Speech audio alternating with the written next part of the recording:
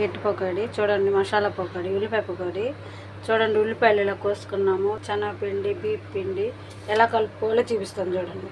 ఉల్లిపాయ ఇలా చిదుపుకోవాలి, పొడి పొడిగా ముక్కలన్నీ పలసగా అయిపోవాలి. దీంట్లో ఉప్పు, కారం, పసుపు వేసుకుందాం. అల్లం అల్లం దంచుకున్నాను కచ్చాపిచ్చగా. కారం, ఉప్పు 3 వేసేసుకుందాం. పొడి మసాలా. ఇప్పుడు ఇవన్నీ కలుపుకోవాలి. ఆయిల్ కూడా వేసుకుందాం కొంచెం. దీనికి సరిపడా శనగపిండి వేసుకుందాం చూసి. బీప్ పిండి కొంచెం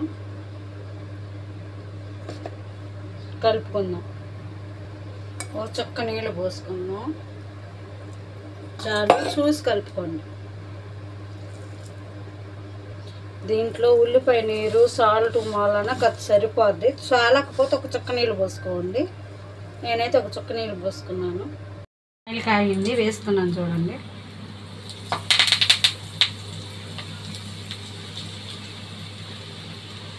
పిండి ఇలా కలుపుకోవాలి.